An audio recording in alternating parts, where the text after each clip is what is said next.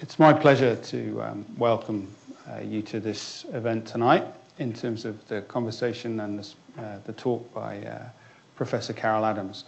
And in order to do that, one of the things I'll start off with is I'll do a little welcome to country, and then I'll just give you a little bit of Carol's background, and then I'll hand over to Carol, and she'll take us on a journey of responsibility in business. I'd like to acknowledge the traditional custodians of the land of the Turrbal and Yugera people on which we are meeting. I would also like to pay my respects to the elders past and present and extend that respect to other Indigenous Australians who are here today.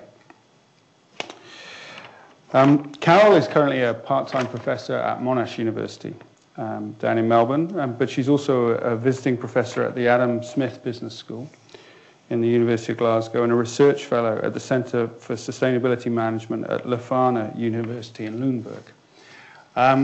And aside from that, I also know a little bit more about her past. She was also the first Deputy Vice-Chancellor of Sustainability at La Trobe University. And her extended history is a little bit similar to mine in that she was in Scotland for a good long while as well. And so what we've got with Carol is somebody who knows the breadth and depth of the subject matter of responsibility and sustainability in great detail. So it's a real privilege to have her chatting to us tonight. In terms of just other things to know about her, in case you were wanting to write any academic articles, she is founding editor and co-editor of a journal called Sustainability Accounting, Management and Policy, which is a broad journal that covers all sorts of things from accounting through to strategy papers, through to thought pieces as well. And like us all, and like Griffith University, she has a keen interest in business, society, and the environment. Although we were teasing her earlier about making that distinction and moving to more holistic thinking, which is what we like to think about here at Griffith. She's going to talk this evening about the changing expectations on business to be responsible and the concerns of leaders today and how some businesses are linking social and environmental initiatives to their strategies. Without further ado, Carol, I think we'll have you down. And she's got some really snazzy footwear, which she may or may not tell you the story about, but just note the snazzy footwear. Okay. Thanks, Carol, and I'll hand over to you. I'm going to stand behind the desk.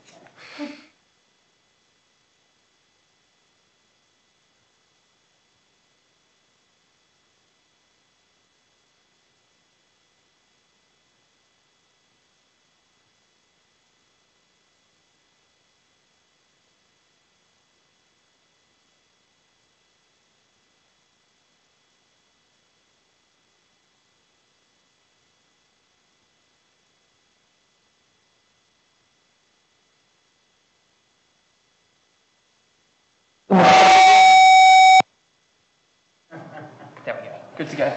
Okay, thank you. So responsibility in business could be about morality, ethics, and justice. It could be about transparency, accountability, and good governance. It could be about minimizing risk or delivering on strategy. It could be about being a successful business in the long term. To me, it's about the relationship between companies, society, and the environment. And it comes from a premise of wanting a just society, wanting a diverse and beautiful natural environment, and a concern about the power of global companies and their really considerable impact on societies, communities, and the environment. And I want you to think about three questions. Why should businesses bother? Why do some businesses not bother? And the third question, which is really in two parts, so it's cheating a bit, is an accounting question in a way. How do companies account for their impacts on society and the environment? And the second part to that question is, how can we measure the value created by what companies take from the environment and their relationship with society and the environment? So three questions to think about. because all of us can make a difference to this relationship between companies, society, and the environment, whether it's as consumers, employees, or indeed as business leaders. Nick mentioned that I was a visiting professor at the Adam Smith Business School at the University of Glasgow. And Adam Smith, of course, was one of the great thought leaders around business and what business did. He was a professor at Glasgow University in the 18th century. And he is variously known as the father of capitalism, an advocate for market forces, an enemy of government regulation, and a believer in what is referred to as the invisible hand. But he wasn't just that. In his book, The Wealth of Nations, he actually talked about wealth as being the well-being of people. It wasn't about financial things to him, it was about the well-being of people. But he also wrote a lot about ethics and morality and justice and doing good. And he advocated action when the rights of individuals were violated.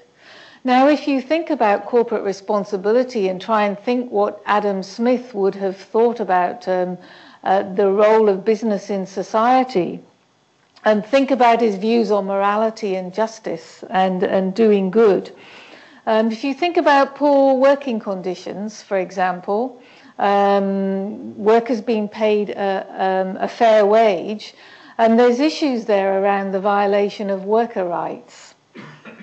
And that's something that in Adam Smith's writing he would have been opposed to. So there are contradictory interpretations of his work in terms of its relationship with social responsibility. But in any case, Adam Smith was around well before globalization. He was around well before corporations were capable of really major atrocities. And he was around well before very disturbing and global trends such as climate change and food security. So we don't really know what he would have thought about some of the things going on today and what companies should do, although many have speculated. Another scholar that people turn to when trying to come up with a view about this is Milton Friedman, who said that a corporate executive is an employee of the owners of the business. He has direct responsibility to his employers, and that responsibility is to conduct business in accordance with their desires, which generally means making as much money as possible within the rules of society. But what are the rules of society? Now, those rules of society, the basic rules of society, to my mind, change. Corporate managers try to change them through their external communications, through their reporting, and I'll give you some examples of how they might do that in a moment. Governments, academics, the scientific community change them by engaging in public debates. We can change them as consumers. Boycotts are very powerful in changing the rules of society, and we'll come to some examples in a moment. Here's an example of how they have changed. I did some work looking at reporting on the employment of women in the banking and retail sectors, going back to actually before the Second World War. Now, this was a bank corporate report from the UK, as late as 1967, where it's clear that women have really struck a blow for equality here in 1967, becoming the first bank managers. Now, this project also uncovered issues around men being recruited for management roles specifically, women being specifically recruited to do low menial clerk tasks. It uncovered women having to leave paid employment in the banks when they got married. and pay differentials between men and women, which were later investigated by the Equal Opportunities Commission and stopped. And women had to leave Banks' employment when the Second World War was over and the men returned from the war. Now that's a clear example of the rules of society around social issues having really completely changed, because this sort of thing would not be tolerated in Western societies in today's terms.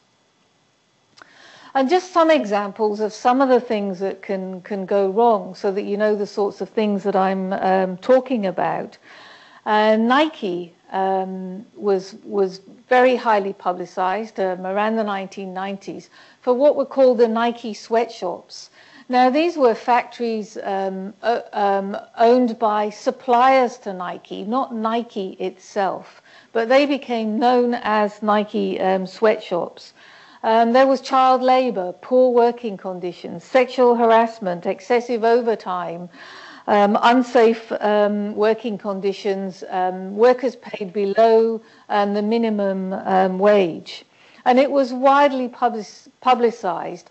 Universities started to boycott Nike sports equipment. So their team sports equipment was no longer sourced from Nike.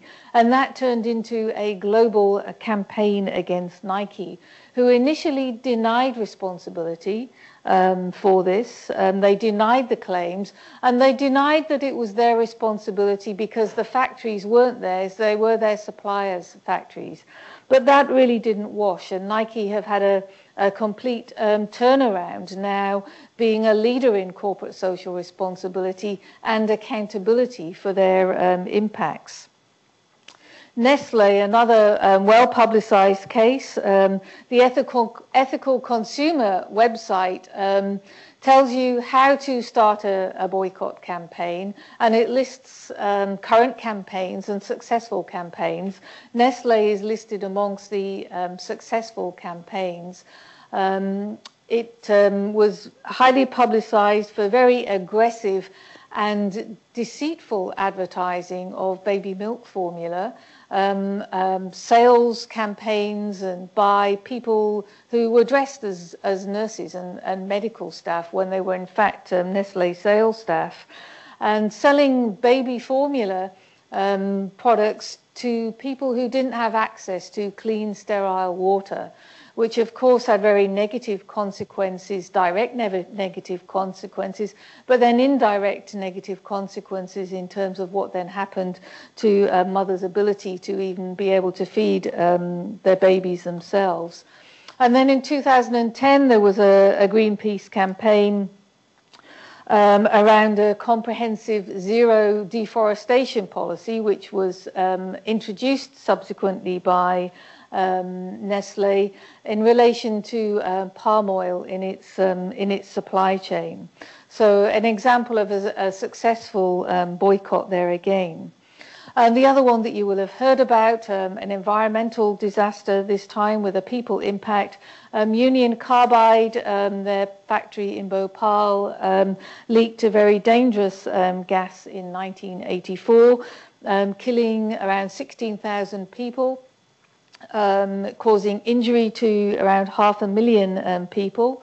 It had to pay out, equivalent in today's terms, $1 billion US dollars. The Union Carbide in the US had to pay out the equivalent of $1 billion US dollars today, and 7 ex-employees, including the chairman of Union Carbide Indian Limited, were jailed. So a few examples of what can go wrong. So there are real corporate risks here, risks to business success. And I've got a few examples from a small country, Scotland, where I used to live. The New Lanark cotton mills were owned in part by a Robert Owen in the 18th century, who bought a textile mill, and at the time that he bought it, 5-year-old children were working for 13 hours or more in this textile mill. He put a stop to that. He He put a minimum age that people could work in the factory. He reduced the maximum hours to 10 hours a day. And he also built schools and nurseries for the children to attend. Now, his business partners were concerned that what he was doing was going to reduce profits. So he borrowed some money from a local banker. He bought them out and later sold shares in the business to people who had similar views to himself.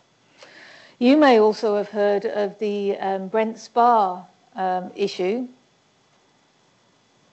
The Brent Spar was a decommissioned floating oil storage facility which Shell wanted to dispose of in the North Sea off the coast of Scotland.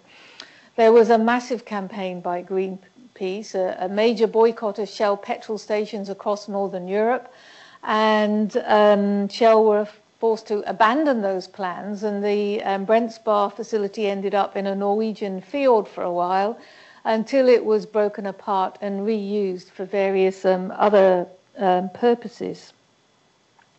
A more recent example that I want to talk about is the Royal Bank of Scotland Group's work to build trust. Their sustainability review this year starts with the words that in 2003 we were the least trusted company in the least trusted sector in the economy, and that must change. And the report goes on to report in a very transparent way some of the problems that the bank has faced, what it is doing about them. It talks about the amount of new lending to small and medium-sized companies. It talks about the new lending through first-time mortgages. It talks about the percentage of energy project finance going to solar and wind projects. So the fact that the sector hadn't been trusted, that the bank had some, a real crisis of trust, led to a complete change in its corporate reporting strategy over a period of years. This had been happening for some time. And during 2013, it met with 26 advocacy groups by its board-level sustainability committee. So it had been doing quite a bit of work to try and rectify that image. Some of the issues which concern corporate leaders today are climate change. They're frustrated by lack of government inaction around the world, lack of regulatory certainty, but that itself is not a reason to take action. They need to be guided by a long-term vision and a view of what needs to be done. Inequality of wealth distribution. This is also a concern to many companies. The increase in middle classes around the world is likely to bring an end to cheap labor for multinational corporations.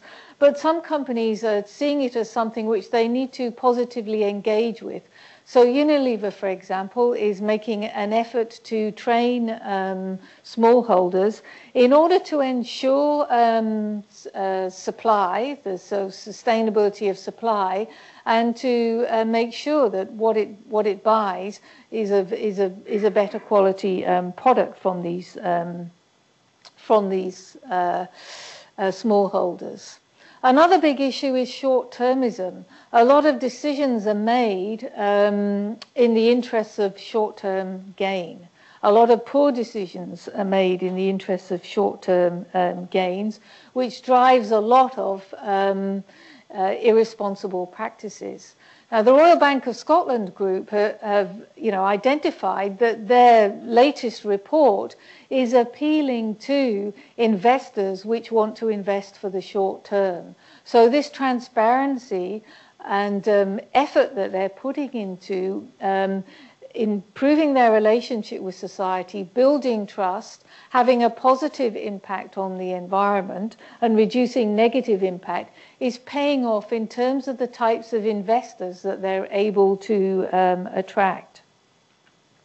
There's a relationship, also a link between social media, trust and reputation. You can't hide anything anymore. There's no point lying about anything. There's no point trying to hide anything, because it will eventually come out. And when it does come out, it will go global very quickly. And so there's no point cutting corners. And companies are becoming increasingly aware of the need to be transparent, accountable, and also to take steps to ensure that corners aren't cut in terms of relationship with society and environmental impacts. Businesses are operating now under increasing complexity, so leaders have to help people navigate this complexity. So there needs to be a clear corporate vision, one which will help people make decisions and guide people in decisions when they're faced with such complexity. Now, a very big global organization put together a report in 2011 which drew on a lot of research on various issues, and the report was, came up with a list of 10 big issues which it thought were going to impact on business in the future.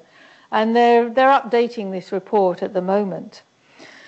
Now, the biggest issue they identified was climate change, which influences a whole range of other issues. It's impacting on productivity of organizations.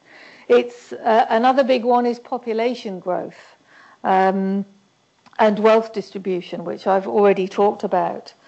Ecosystem decline is a big issue, which is reducing access of companies to natural resources, and water scarcity also. So Coca-Cola, for example, were forced to move out of India this year because local farmers complained about the amount of water that they were using and were concerned that it was too much. Puma have developed the first environmental profit and loss account, whereby they calculated that their use of land, the air pollution that they conduct, and the waste that they produce is worth 51 million euros to them, on top of the 94 million euros in terms of their greenhouse gas emissions and water consumption. So they were trying to value the services that ecosystem brought to their organization. Other issues, urbanization. In 2009, for the first time, more people lived in cities than in the country. Food security, a concern which is impacted both by climate change and by population growth. Fuel and energy, an issue, and price volatility is going to be an issue, and a concern for businesses relying on energy consumption. Now, this organization that came up with this report and that developed this report was not an international NGO or a think tank or a Greenpeace. It was KPMG, one of the big 4 consulting firms in the world with roots in accounting and financial auditing. So these are mainstream concerns. But there are some businesses doing some really good things. And I've been having a look at Unilever's reports. Now, Unilever's mission is to double the size of the business while reducing their environmental footprint and increasing their positive impact on society. Now, those are not just words. They have a very detailed plan called their sustainability plan, where they develop targets across a whole range of social and environmental indicators, and they've got dates by which they're to achieve them by, and they've regularly produced reports against those targets. And this diagrammatic representation there of their business model, as it were, has put sustainable living right at the center. So it's right at the core of everything that they do.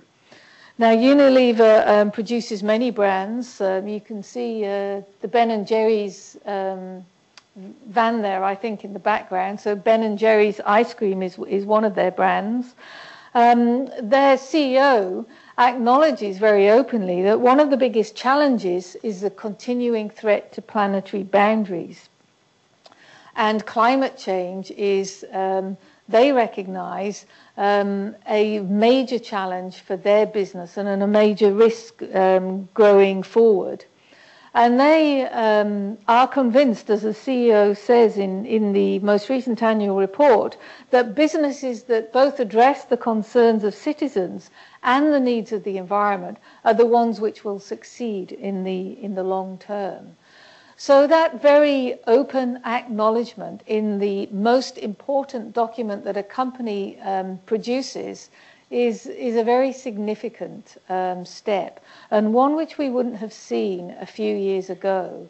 That direct linking of these impacts with business success is something which is quite new. Unilever is not the only organisation that's doing it, but it's one of the ones that are doing it particularly well. You might recognise there the bar of Dove soap in the background there. That's another of Unilever's brands. Now, in their annual report, they talk about a whole range of risks to the business. So they're recognising that their business relies on a number of what are known as capitals. So it's not just about financial capital, it's not just about money flows, it's also about people, human capital, about natural capital, it's about social and relationship capital, and it's about intellectual capital. So they're acknowledging that these things, not managing these different capitals, brings risks to their organization. And they talk about what those risks are in terms of sustainability, customer relationships, people, the supply chain, and systems and information. Now, it may sound like a no-brainer, but companies are only really just starting to do this in their annual reports. And they're only really just starting to do it more broadly. There would be a number of major Australian companies who would find it an issue and a problem to identify their top sustainability risks, their top supply chain risks around sustainability, for example, because they've not been asking people the right questions. Transparency and accountability is something which, again, is really important to business success. And very often the decision to report externally on particular issues leads to information being collected and considered for the very first time within the organization. So the decision to prepare a sustainability report means collecting a lot of information which hasn't previously been collected.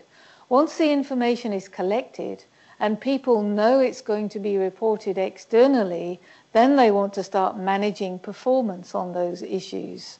So reporting is important. It impacts on internal decision making, and it gets people thinking about their relationships with stakeholders, because they have to go and start asking stakeholders questions about what matters to them. What are the big issues around the relationship between the company and various stakeholders? Reporting things in a transparent manner and being accountable for negative impacts helps improve reputation. It helps build relationship with stakeholders so that when there is an issue, when an accident happens, or when a concern is raised about something in the supply chain, there is a certain level of trust and goodwill there that the company can fall back on. Some of the challenges facing companies in doing this, though, are measuring the value created by integrating sustainability. And the chief financial officers in big companies have often been a stumbling block in terms of really integrating sustainability into strategy and into planning. And that's because it's been seen as a cost to the organization. It's not necessarily been seen as something which adds value, because the chief financial officers who hold the purse strings think of value in monetary terms only. And yet when we think about corporate value, now the biggest proportion of corporate value is not shown on the balance sheet. Another issue also is making trade-offs between short-term market needs and a longer-term focus on the success of the business. And where managers think short-term and make decisions based on short-term criteria, it will very often be the social and environmental impacts that lose out, and businesses start to become not think about responsibility quite so much.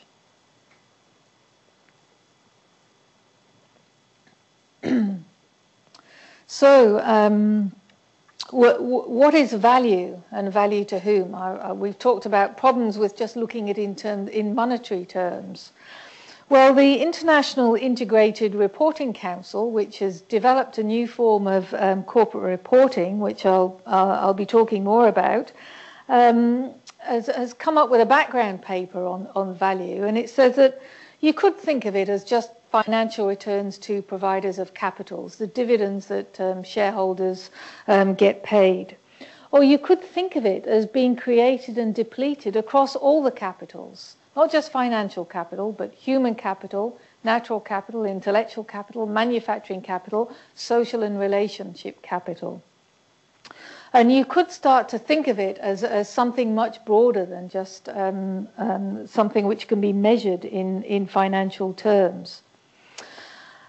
And that is what the International Integrated Reporting Council is trying to encourage people to do, to think about it much more broadly.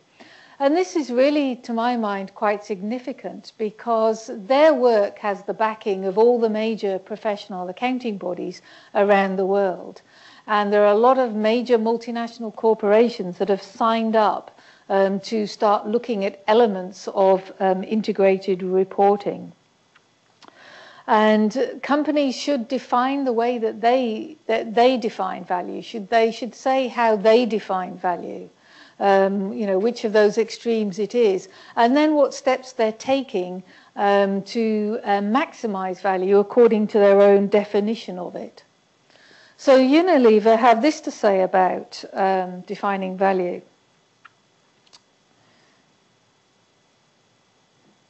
So their first priority is to their consumers, the people who use their products, then to their customers, employees and suppliers and communities.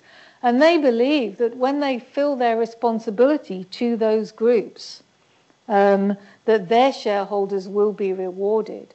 So instead of addressing customer concerns, employee concerns, ensuring that workers have equal pay, access to safe working conditions, for example, instead of seeing that as a cost, as Robert Owen's textile factory initial partners did, that he dumped in the 18th century, instead of seeing it as a cost, it's seen as something which adds value to the business. So all these different social responsibility issues and aspects actually add value and create value for shareholders as well as other stakeholders. Now, Sasol is a natural resource company headquartered in South Africa. And its annual report is, again, quite unique in that it talks about how different stakeholder groups contribute to adding value to the company and its shareholders. So it actually sets out what value they add. Now, that may seem fairly trivial, but it's actually quite important if you want to change attitudes within the organization and outside about how you treat these stakeholders, what sort of relationship you should have with these stakeholders. So if you start to see them as adding value, if you start to see unions as adding value to the organization, then your relationship with them changes in quite a considerable way.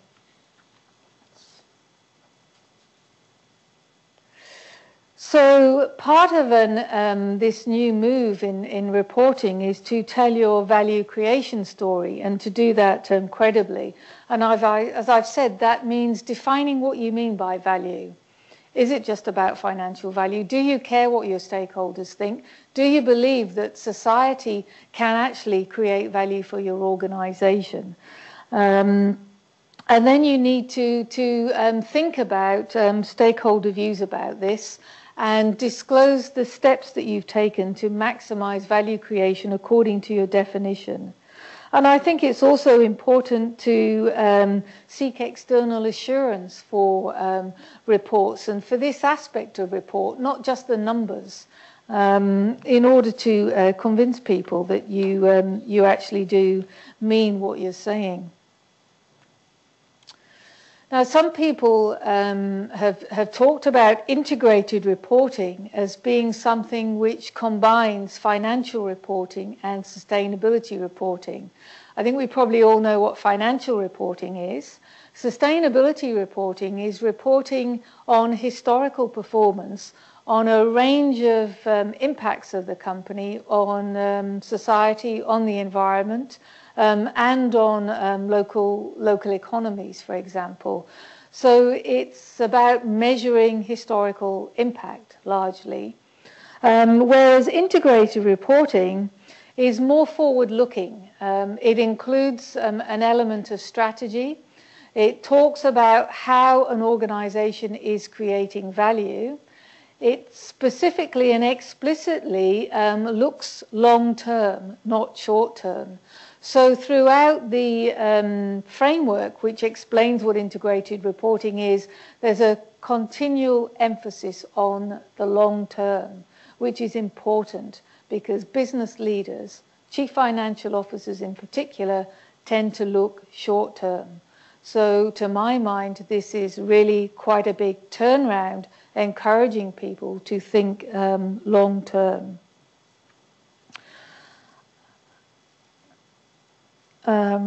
So it also encourages businesses to think quite differently about their business model because they're thinking about success across the range of capitals. So the business model is not just about money flows.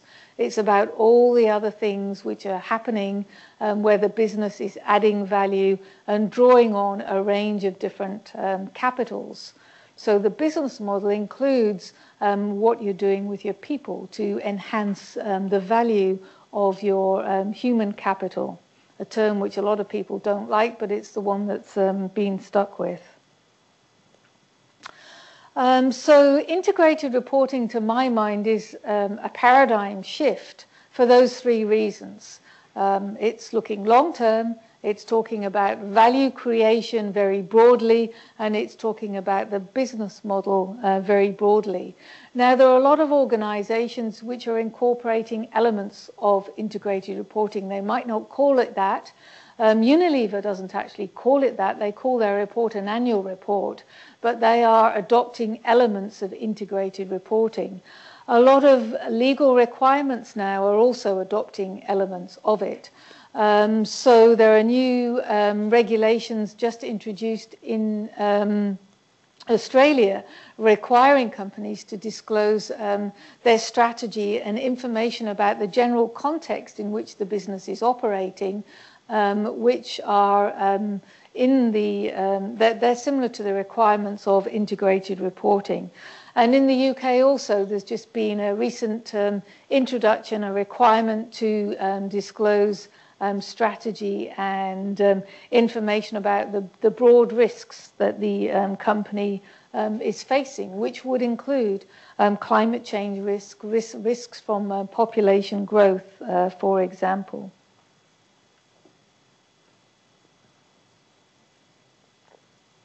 So what might the company of the future look like? Well, perhaps it's not a might, perhaps it's a will, because I think for companies who are around now to be around in the future, they will have to adapt. They will have to consider climate change. And as I've said, the Royal Bank of Scotland Sustainability Review has talked about the amount it's investing in renewable energy. It's also got a very detailed section on its environmental, social, and ethical risk policy.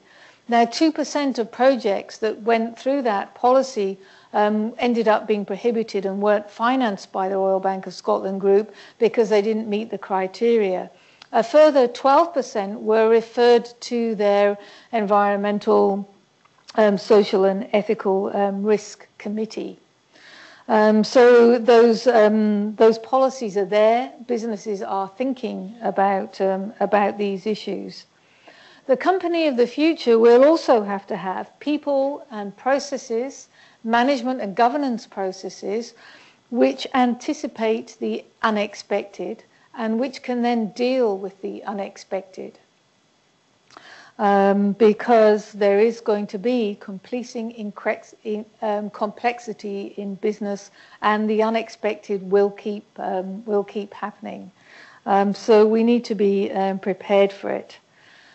The company of the future will have a strong focus on building strong partnerships to support its strategy. So success will depend on its ability to build those strong relationships with a range of stakeholders. I think also the business of the future, the company of the future, will have collaborative leaders. The hierarchical, dictatorial leaders of the past, I think, are a thing of the past, and there are still some currently, but there will be much less of them in the future. And that is something which really has to change in order to be able to manage complexity. Business leaders working across different functions of the business need to be regularly collaborating with each other and talking with each other about how to deal with particular issues. These things are not going to be able to be worked out in silos anymore. A particular issue is going to have a knock-on effect on a whole range of other issues and things going on within the business. The company of the future will be thinking about the short term, the medium term, and the long term. No longer just the short term. It will be thinking about all of those, all of the scenarios. The desire to make a quick buck, which has been the source of much of corporate irresponsibility, will have to be tempered with thinking long term if the business is to survive in the long term. And that's good news for the relationship between company, society, and the environment, because the sorts of problems that we're facing require long-term thinking to resolve. So what should you look for as consumers, as employees, or perhaps even as business leaders and potential employees within a business? What should you look for when you're choosing who to work for or where to buy your products? Well, you need to look at the vision of the corporation. You need to see whether that vision and those top-line goals really recognize the importance of those relationships, those stakeholder relationships, having that relationship with society, minimizing environmental impacts. You need to look at whether the organization has a longer-term focus, partly by addressing those issues, but also whether it's got long-term targets around those issues. So a company now should be setting targets on some of the really key issues 5, 10, and 20 years ahead. And if it's not thinking long-term enough. You need to be looking for diversity in the senior leadership team. Diverse teams with different functional backgrounds, diverse also in terms of gender, are teams which are going to be better able to cope with the complexity that will face businesses in the future. And those with diverse teams are the ones that are starting to recognize that. You need to be looking for a collaborative culture within the organization. Are people working together across functions in a collaborative manner?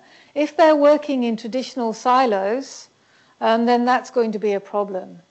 And what is happening with integrated reporting is that because businesses have to report about how they're creating value broadly, and they're having to describe their business model in broad terms, they're starting to get together across these silos, the leaders across these silos, and actually talk about how they're doing this, how they create value, and what their business model is in ways that they weren't doing before. So those organizations that have signed up to do an integrated report are finding it's really changing what they're doing internally and creating more internal collaboration.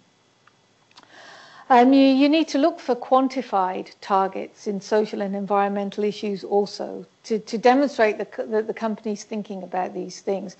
It's no good having wishy-washy targets like we'll reduce our greenhouse gas emissions. They actually need to say how much are they going to reduce them by, and they need a plan to do that, and they need a date by which they're going to do it by.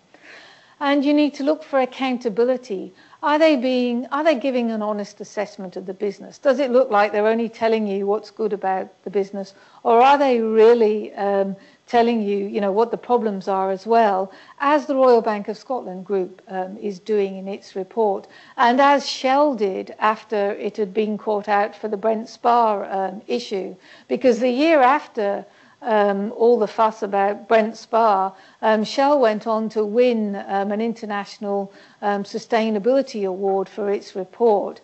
And it did it by demonstrating accountability. It had quotes from stakeholders saying how badly it was doing on particular issues. So there was a great deal of transparency there. It said what it was going to do to put things right. So it was demonstrating there some accountability. Now I started with 3 questions that I hoped you would think about. Why should business bother? Why do some businesses not bother? I don't know whether I've given you the answer to that one. Maybe, I don't know. Because clearly I think they should, and I hope I've given you the answer to the first one. And the third one was the accounting question, which I've tried to touch on, but not in too much detail. So the importance of accountability and thinking about how you portray the performance of a business in a very different way than we have historically, which has been, a set of financial statements, a balance sheet, a profit and loss account, not really telling us what we need to know nowadays about the performance of a business. So my hope is that you feel somewhat inspired to think long term, and that you feel that there is a bit of a difference that you can make as consumers, as employees, because as we've seen, the rules of society can change and have indeed changed, even in a few decades. If we go back to how women were treated in the banks in the late 1960s, that was not really a very long time ago, for the rules to have changed so very significantly. An organization who did that now, as was done then, would simply not survive and not be around. And the young people in the background there are my children with their hopes and fears about the future. And to me, that's a reason for doing this and to try and change the way that companies behave and relate to the society, and also to the environment. Thank you.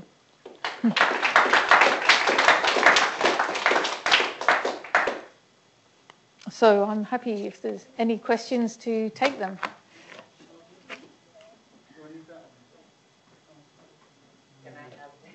Yes? Yeah, you might need to get a mic actually first. There's a question here at the front, Nick. Oh. Well, amateur hour, isn't it? Okay, does anybody have any questions? The dot's here, Nick. Sorry. Okay. I'm Rocky. Out the way now? What? This way, Nick. Have you got an MBA from Griffith? No. Well, maybe you should. Sorry. I'm Rocky. I'm doctoral candidate at USQ for corporate social responsibility. I have few questions, but I'll do one first, and if time allows, then I'll come back again. You talked about Milton Friedman's theory, and do you think that it needs to be a mandatory approach rather than a voluntaristic approach? Because that's where Milton Friedman tried to prove that this is just a profit maximization motive of the CEOs, and also later proved by Dr. Karnani in Michigan that this is just greenwashing. Do you still believe that it is not going to be an oxymoron? Oh, my view is very firmly, and all my research points to the need for mandatory requirements for companies to be accountable for their social and environmental impacts, because there are companies that won't do it unless it's required, and it will generally raise the standard of accountability from what it is now. It's also important in terms of changing what companies do internally, because if they're required to report externally, they'll start to keep their eye on the performance much more than they would otherwise. Having said that, when it comes to integrated reporting, I don't think we're at a stage yet where that can be mandatory, because, for example, we don't really know how to measure the value created by companies' relationships with society, or what it's doing to have a positive impact on the environment, for example. And we don't have the accounting measurement techniques to do that, and it's something which is very complex. So I think there needs to be a period of innovation in reporting, and there will be, and there most certainly will be, because this has very widespread support before elements of it can really be mandatory. Although it is mandatory already in South Africa and Indonesia, okay. And the reports in South Africa, where it's been mandatory since 2010, are of a good quality, but still quite a bit of a way to go. So you think that if integrating reporting framework develops later, it can be leaning more towards mandatory approach in future? I think there needs to be a period where we develop best practice before it becomes mandatory. If we made it mandatory now, we would be doing it at a low level. We need more innovation in reporting, I think, in order to have legislation which is going to really raise the bar. Yeah, but best practice is like very fluid term, and like responsible capitalism, like it's like a kind of utopian term. You don't think that? Like because more and more issues are coming, like recent Glencore issue, Xstrata coal issue, and they are getting consultancy from Australian Centre for Corporate Social Responsibility for last 1 decade, and they couldn't change their mindset. So something going wrong in the framework, probably. Well, the key thing there in change is to have a CEO who means it and believes it, like Paul Polman at Unilever. If you don't have the CEO believing it and meaning it and making it happen, it won't happen anytime soon. That's right. Thank you. Thank you. Did you want to? Ah, over there. Hello. Not sure you can. Hey, Dawn. I'm James. Thank you very much for sharing your views with us. I run a sustainability change management consultancy, and I'm about to do my first tax return from first year of business, which will have some elements of integrative reporting in it. I've found an accountant who's willing to do it for me, but I'm yet to actually get it done yet. But my question for you, Carol, is the way I kind of am thinking of this issue these days is that there's two approaches. That essentially you can try and encourage the current larger body of big corporations that, you know, with their epic economies of scale to change towards this method of thinking. or you can focus on creating enterprises and organizations from scratch, or from inception to incorporate all these sorts of things, kind of essentially design organizations so that this becomes not a matter of whether it's mandatory by law or by regulation or anything like that, but just literally by organizational design. And if I was you, or if you were me, where would you encourage me to focus my energy and my attention in terms of trying to encourage the old school to come round to the new school, or just saying let's just create the new school? On wherever your passion is and wherever you feel you can make the most impact, because both are needed. We need new types of organisations to encourage the older ones to change. The older ones are so powerful, more powerful, some of them, than national governments in some countries, that we can't just ignore them. If you think about the banking sector, for example, the sort of crisis in the mainstream banking sector has led to these other banks growing up, like Bank MECU, like the Global Alliance for Banking on Values, which has a different way of banking and different values, different ethos, different performance measurement systems, which incorporate the social and the environmental. And they are influencing the mainstream banks to do things differently as well. So I think both, and whichever you feel you can make more difference in. Thank you.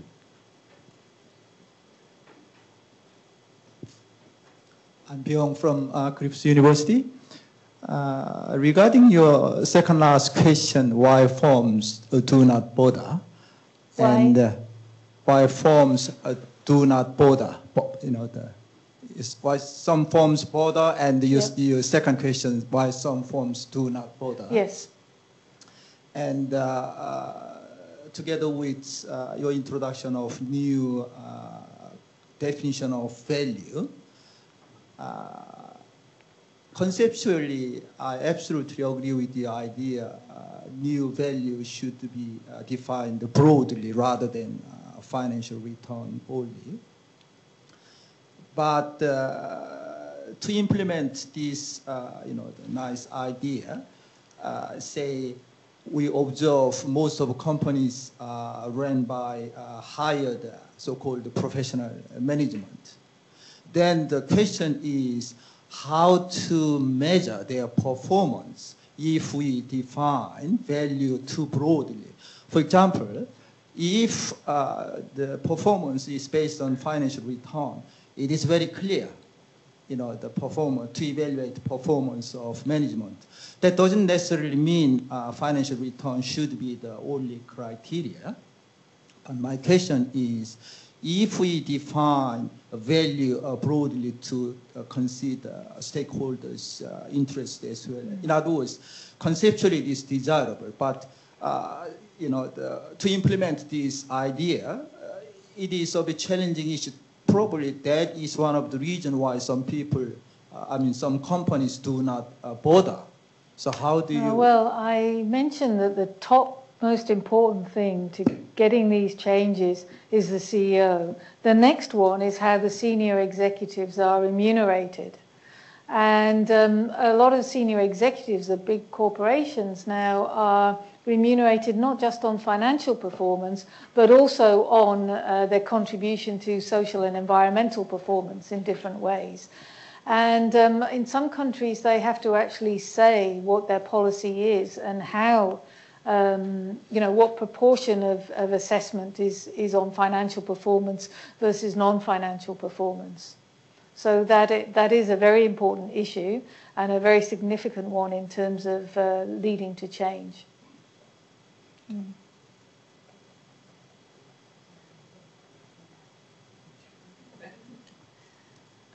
I'm not sure if you can answer my question, but in terms of why firms bother or don't bother, have you found in your research there's been a threshold event which has triggered a change within a firm to really reform in this area? Oh, most definitely. So with Shell, it was the Brent Spar and the Ogoni people, which happened around about the same time.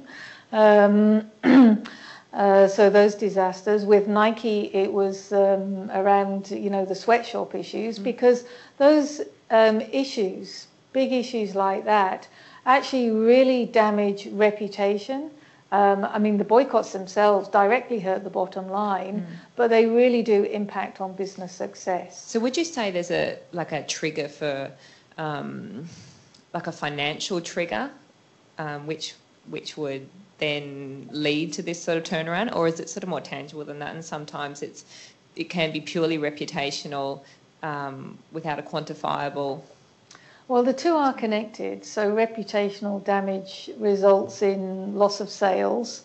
So there is a direct link there. Reputational damage, it can be difficult to quantify. And, over what time period should you be looking to quantify it over? So those issues are quite difficult. You sound like you've thought about this already, though, and that you might have an answer to it yourself. No, not really. I'm doing a PhD looking at what best practice carbon management sustainability would be for large organisations and what are the drivers and barriers to it. And I guess when I've been writing my research papers, it came to me, and in my case studies, that a lot of companies want to do change in this area. They want to move in this area, but they still feel that unless the market makes a big movement and then they've got that shareholder and stakeholder pressures, they can't actually make the changes within themselves. For me, that is a bit of an excuse. I think really, it's a bit of a cop out. Really, we need some strong leadership, Paul Polman of Unilever, who where organisations take a stand, because governments don't want to come down firmly unless they think business is going to be behind something. And so the minute business complains about something, the government backtracks.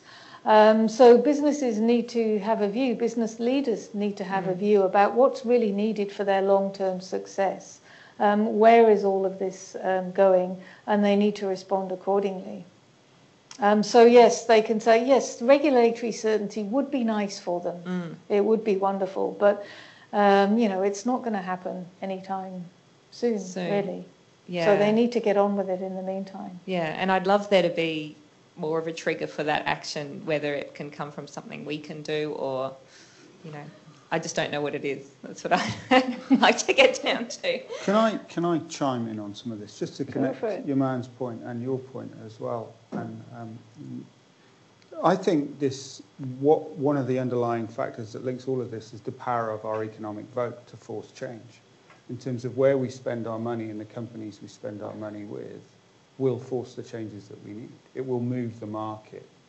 And so I think in that regard, I would say the linkage of all of this is that money dollar that we have every day that we spend every day. So, thank you. Carol, I've just got a question in terms of core business. Sustainability would indicate that there needs to be, that the company needs to be sustainable, but we've talked about Shell, whose core business isn't fundamentally unsustainable. And Unilever, I haven't looked at their website for a while, but I did look, and it looked like it was selling lots of useless stuff. Plastic. There is one thing I do take issue in particular with them in their report. They're talking about different brands and how they add value. And the Dove soap one, they talk about how it is, giving young women self-esteem. Oh, come on, seriously. So yes, I really, and I know Westpac back in 2001 or 2, they produced a report with a rotten tomato on the annual report about all their complaints. It was full of their complaints, the complaints that they'd received, and that now they were going to turn a corner and change. And it looked like they were for a while, but now, I mean, I'm not sort of intimately in touch with what they're up to, but they don't seem to be much different to the other three. So I guess I have a bit of an issue with the core business, and I don't know what the answer is to that because it's very entrenched. Yeah, I think Westpac actually won an award this year for being the most sustainable company in the world, didn't it? It used to regularly win awards for its sustainability or corporate social responsibility reports. Yep. And Yeah, I did have some issues with some of those as well. Are they one of the banks that are being the class actions happening with for the fees for credit card? I don't know, actually. I think they might be. You know? You're nodding? But I have noticed a few things over the years that, you know, I know once you produce, you get awards for sustainability reports, you're under the microscope. But they're the ones that I look at, what are they doing? Yeah. So. Well, you see, they're not fooling you, are they? You can look at it that way. So, as I said, you can't hide anything. Yeah. Okay. You can try, but you can't really hide anything. Thank you. Hi, I'm Nara Bissett. I'm an adjunct academic. In relation to Unilever, I've just got a bit of a concern in terms of tension with their values, that I noticed it was still the growth mantra there. So, how can companies keep growing and address sustainable values in that same... Yeah, look, there is, every company wants to grow, and it is a bit of a concern because they can't all grow. But I guess where I don't feel quite so bad about Unilever's desire to grow is that they want to grow, but at the same time, I think it's half their environmental footprint, and they've broken that down into different categories. So they want to reduce negative impacts at the same time that they're growing. Right, but there are other companies like the local one, Rockcoat, and even IDEO, where instead of growing, they've diversified in ways that avoid those issues of growth, and the unsustainability practices. So I don't think all organisations are into the growth mantra now. Well, that's good, because they can't all grow. Yes. Malcolm Angel. A number of superannuation funds, particularly the industry funds, now offer an ethical investment option, which, where you can only invest in certain companies that adhere to the sort of values you've been talking about. I just wondered if you had come across in your research that they've been doing that for a number of years now. Has that been is that a good trigger from a previous question? Does that have a big impact on organisations, or has it had, as far as you're aware? There's been a massive growth in those ethical investment funds or socially responsible funds over the last few decades. I don't have the figures off the top of my head, but they have grown very considerably, and a number of them are being quite proactive in terms of really engaging with companies and trying to get them to change their behaviour. So that is quite powerful. I'm not sure if that's answering your question, but that is quite effective in terms of creating change. So not only do these funds exist and are they growing, but they are also a catalyst for change itself. And because they have a long-term view, companies actually quite like to be included in those funds, and they're making efforts and making changes so that they are. They're keen to have longer-term investors and investors which value those efforts to be more responsible. So they have been a very powerful source of change. And I think also there's an increase in the number of companies who are actually lobbying their own pension funds to be more responsible too. And I think that's something that Unilever have been doing. Actually, I'm a bit vague on this one, but I think it's something which more companies are doing in order to take their social responsibility to the next step by pushing their pension funds to do it. I'm Andrew, a student here at Griffith. Last year, I think HSBC Bank were fined about $800 million by the US government for laundering drug money through Colombia, which prompted me to divest from them and invest through Bank MECU, actually. Also invested some funds in a positively screened investment fund that expects me to take a lower rate of return than otherwise in a perhaps less, ethical investor than Bank MECU. What's your view? How long am I going to have to expect to take a hit on how much money I earn from an investment until they pay off? I'm not asking for financial advice, but the point being, I'm accepting risk to myself. There's been a lot of research, a whole heap of research, reams of it, which have looked at the relationship between social and environmental performance and financial performance of companies. And the research generally concludes, overall, when you look across all the studies, that companies which are more responsible and in terms of socially and environmental issues, actually perform better financially as well. So just hang in there. Okay. I have a question, and I also have a microphone. Well, that's good. Is it working? There we go. Okay.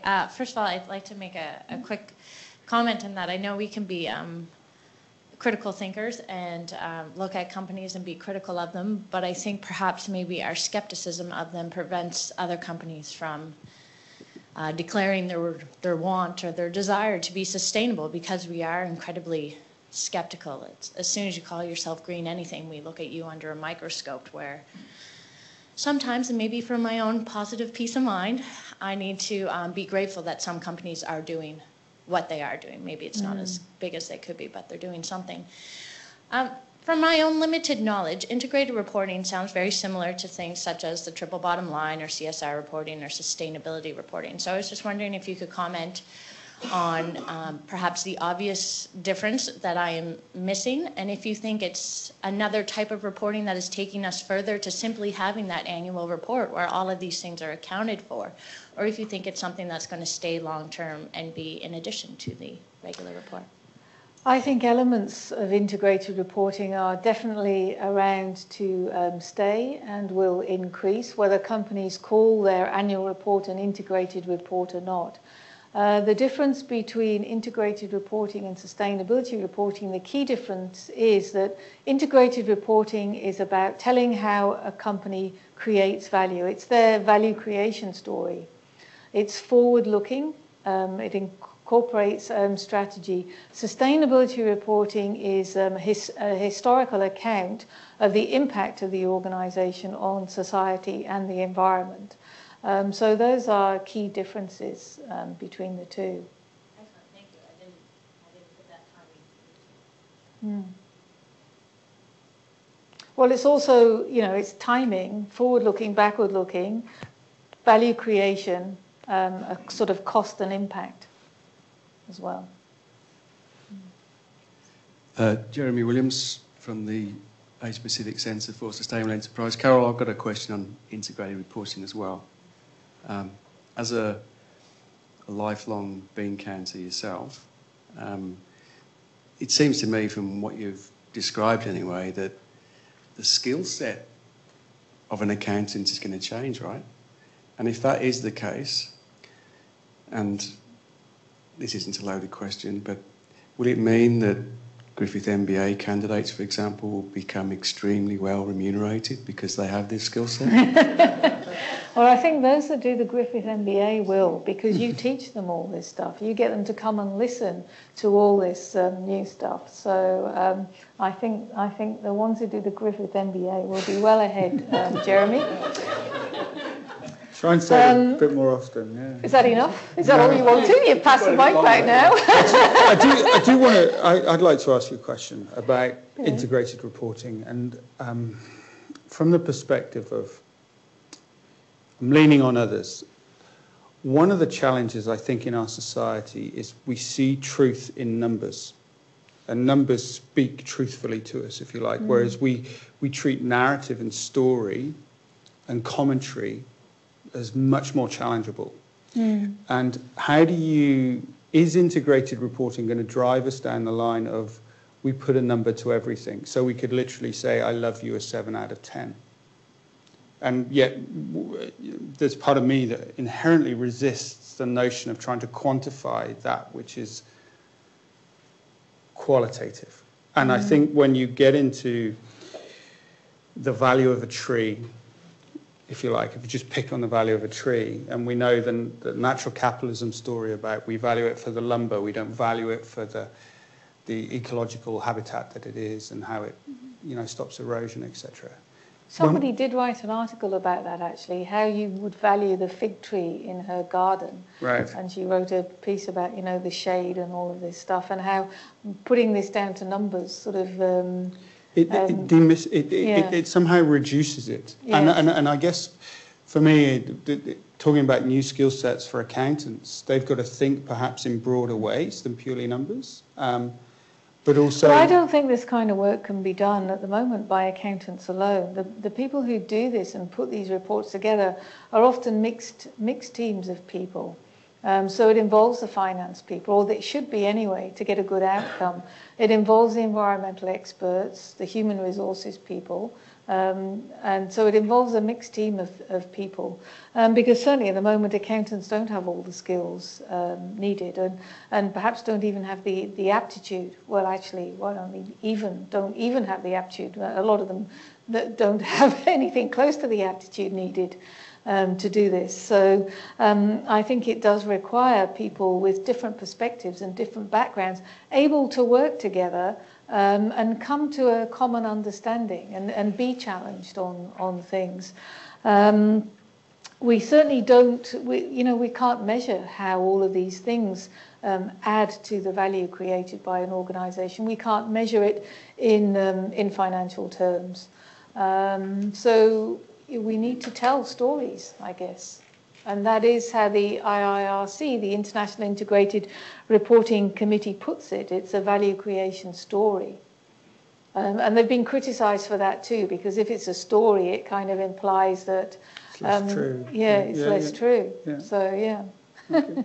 Great. Any lucky last questions? Or?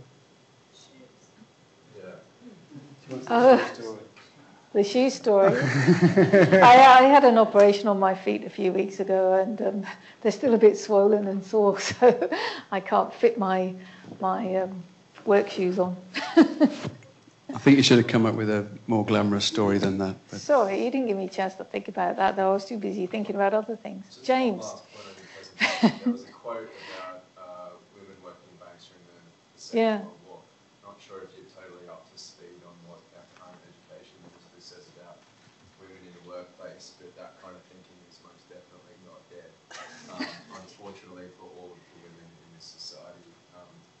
So a number of times you said, if organisations like that existed today, we wouldn't let it happen. There is one, it's called the Australian government. Yeah. So we've got to keep changing them and keep at it. Okay, Carol, fabulous talk. And she said all this time on her sore feet as well. So can you give her a round of applause?